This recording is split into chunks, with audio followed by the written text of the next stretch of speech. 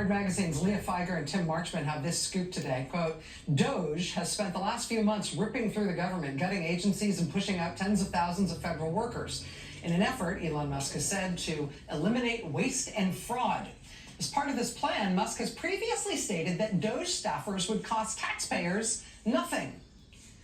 But now Wired has discovered what appears to be like a bill for services-ish, in which the U.S. Labor Department is apparently expected to pay $1.3 million to Doge employees for their work.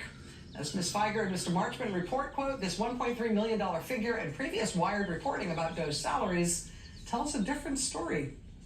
Joining us now is Leah Feiger. She's senior politics editor at Wired. Ms. Feiger, thank you so much for being here. I appreciate your time. Thank you so much for having me. So you obtained an unsigned contract under which the Labor Department is expected to pay Doge employees a lot of money for their work. What do you make of the fact that this is an unsigned contract? Do you know if this is something that has actually been agreed to? So until about 2 hours ago, the Department of Labor did not respond to our request for comment, which included questions about whether the agreement had actually been signed or enacted. Their email back to us this evening actually just asked for the unsigned agreement and implied it wasn't real. The document is absolutely real, and though it is unsigned, it exists and is certainly present within the Department of Labor's files. We refuse to share it, however, with the department for source protection purposes, as at Wired, we protect our sources. That's the most important thing to us.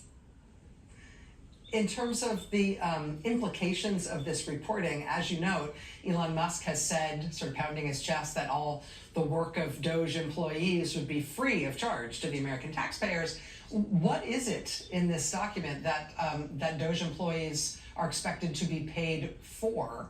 And to be clear, it's to be paid to them as individual employees, not paid to Doge overall as an institution, right?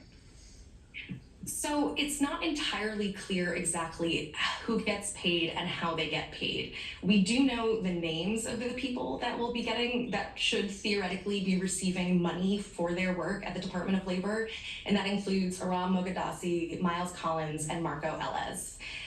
Though they're not named in this interagency document, they are named as being in the agency in notes from a confidential meeting that we also obtained that actually detail an audit that the Government Accountability Office is conducting of Doge's work at a number of federal agencies. And like you mentioned, this agreement provides significant insight into Doge's work with federal agencies. They have an entire scope of work section that details how Doge will operate within labor. And it's probably the clearest look yet at how Doge's relationships with government agencies are actually structured. Leah Feiger, senior politics editor at Wired. And again, I know you guys have received a lot of kudos for your work thus far in these past few months, but let me just add to those congratulations. All of us in the news business have really been treading in your wake a little bit, especially when it comes to reporting on these guys at Doge and what they've been up to and who they are. And we're really, really appreciative for the big assist to what we do and everything that you've explained to the country. So thank you to you and all your colleagues at Wired. Thank you so much for having me. All right, we'll be right back. Stay with us.